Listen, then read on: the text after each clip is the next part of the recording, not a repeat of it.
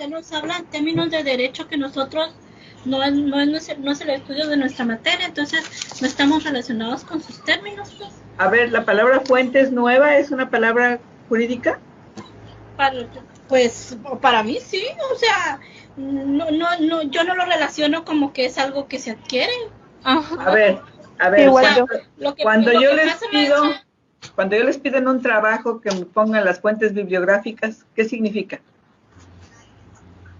Pues nada, no entendemos nada y batallamos para buscar la tarea, que es lo que le hemos venido diciendo desde que empezamos, pero usted no empatiza absolutamente para nada con nosotros, maestro.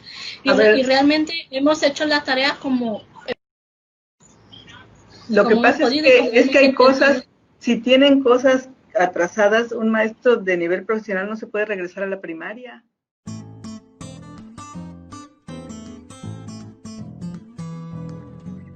Existen muchos tipos de aprendizajes diferentes, en función, por ejemplo, de cuántas repeticiones son necesarias para adquirir la nueva información o de cuál es el papel que juega el propio aprendiz en el proceso. En el ser humano se conoce gran cantidad de procesos de aprendizaje distintos que colaboran para crear todos nuestros conocimientos. El aprendizaje es una actividad mediante la cual una persona puede adquirir nuevos conocimientos, comportamientos, habilidades, valores o preferencias, o bien modificar aquellas que ya había adquirido previamente. Aprendizaje implícito. Hace referencia a un tipo de aprendizaje que se constituye en un aprendizaje generalmente no intencional y donde el aprendiz no es consciente sobre qué se aprende. El resultado de este aprendizaje es la ejecución automática de una conducta motora. Lo cierto es que muchas de las cosas que aprendemos ocurren sin darnos cuenta. Por ejemplo, hablar o caminar. El aprendizaje implícito fue el primero en existir y fue la clave para nuestra supervivencia, puesto que siempre estamos aprendiendo sin darnos cuenta. Aprendizaje explícito. El aprendizaje explícito se caracteriza porque el aprendiz tiene intención de aprender y es consciente de qué está aprendiendo. Por ejemplo, este tipo de aprendizaje nos permite adquirir información sobre personas, lugares y objetos. Es por eso que esta forma de aprender exige de atención sostenida y selectiva del área más evolucionada de nuestro cerebro, es decir, requiere la activación de los lóbulos prefrontales. Otro tipo de aprendizaje sería el aprendizaje asociativo. Este se desarrolla cuando dos elementos se conectan en nuestro cerebro. Es aquel que se obtiene a partir de la asociación entre un estímulo arbitrario y un estímulo gratificante o bien también de castigo. Un ejemplo de este aprendizaje asociativo sería cuando en el salón de clases al niño se le refuerza con pegatinas o estrellas en sus tareas para así motivarlo. Así el alumno va a asociar que al realizar dicha tarea obtiene una recompensa positiva. Pero también se puede llevar a cabo como método de castigo. Por ejemplo, si un niño que grita para llamar la atención de alguien, dejamos de mirarlo o de obtener esa atención, para así él va a asociar que lo que está haciendo está mal y no va a obtener lo que él quiere.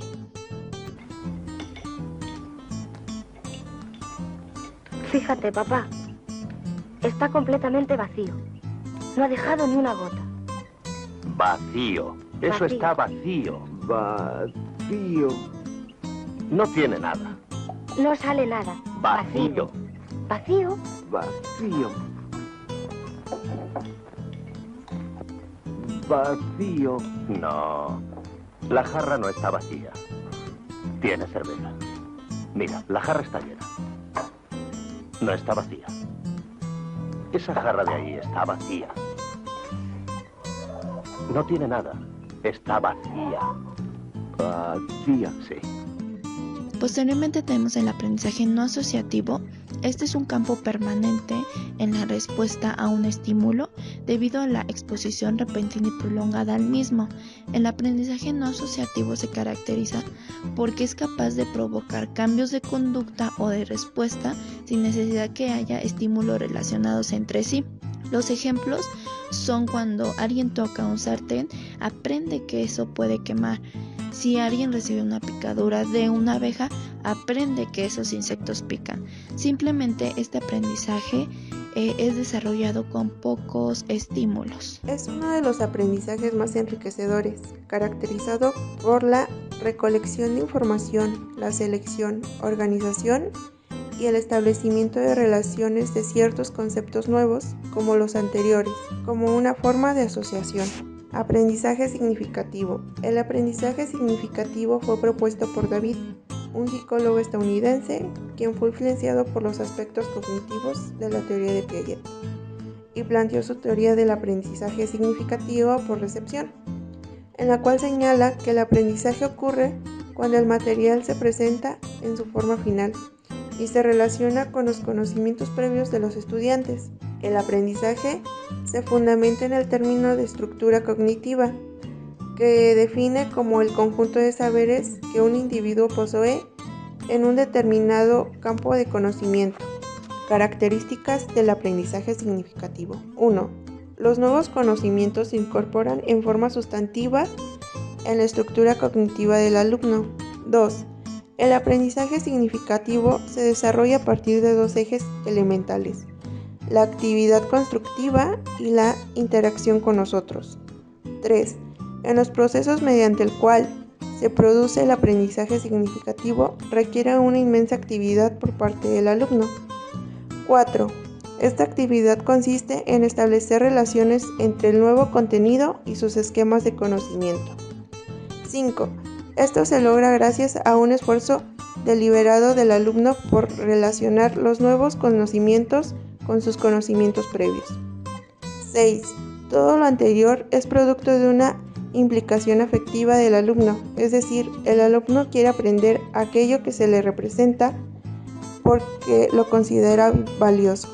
Aprendizaje cooperativo. El aprendizaje cooperativo es un término genérico usado para referirse a un grupo de procedimientos de enseñanza que parten de la organización de la clase en pequeños grupos mixtos y heterogéneos, donde los alumnos trabajan conjuntamente de forma coordinada entre sí para resolver tareas académicas y profundizar su propio aprendizaje.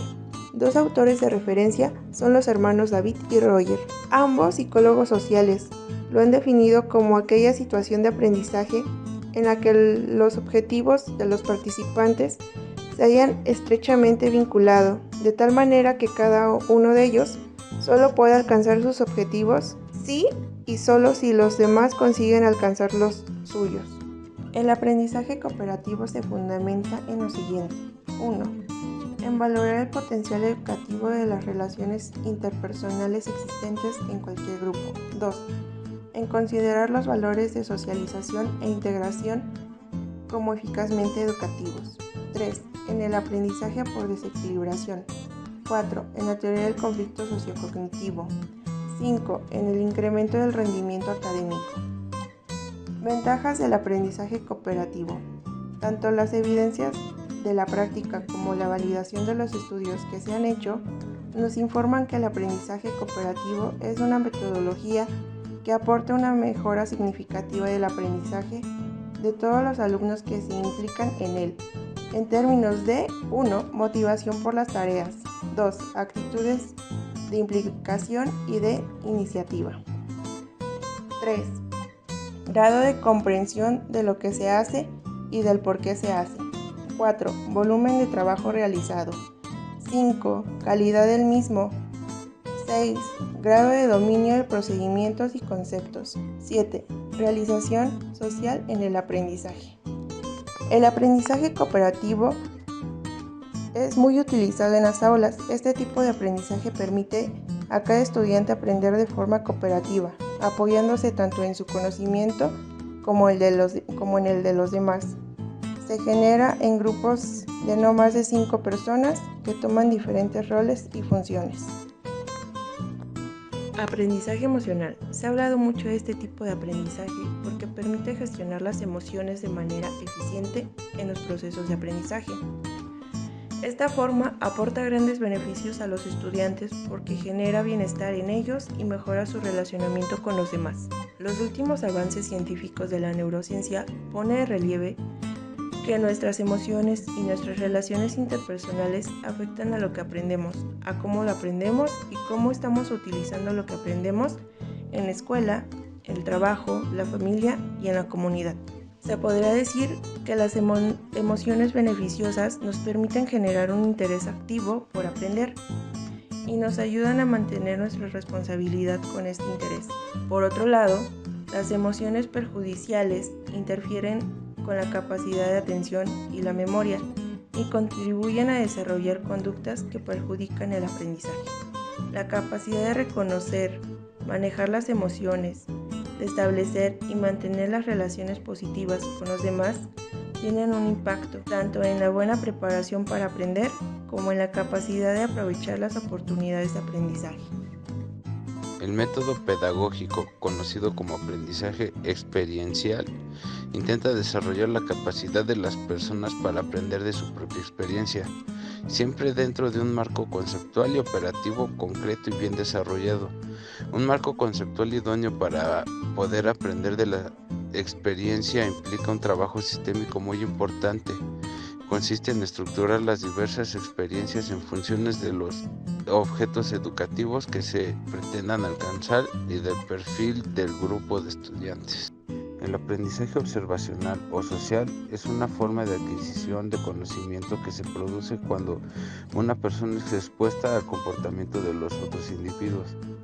Se trata de una de las formas de aprendizaje más importantes en los humanos, especialmente durante los primeros años de la vida.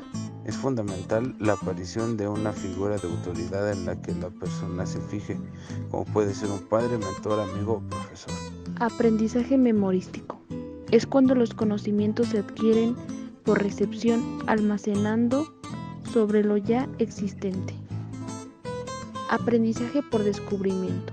Es cuando el sujeto, en vez de recibir los contenidos y modificarlos de forma pasiva, descubre los conceptos y sus relaciones para adaptarlos a su esquema cognitivo. Aprendizaje receptivo. Es en el cual el sujeto solo necesita comprender el contenido para poder reproducirlo, pero no descubre nada. No, Grillo. ¿Para qué te sirve la cabezota que tienes? ¿Cómo esperas aprender si no la usas? No. Esto viene a mejorar las cosas. Ya no podrás bajar más. Ahora irás solo hacia arriba. Quisiera saber cómo. Educándote, usando esa cabezota para estudiar. ¿Y de qué servirá eso? Pues estudia y ya verás si te sirve. ¿Estás dispuesto a intentarlo? Pues si no hay nada que perder. Así se habla, muchacho. Empezaremos mañana. Vamos a demostrarles lo que vales, ¿eh? Así lo espero. Bueno, antes que nada, hijo, tendré que quitarte de la cabeza toda...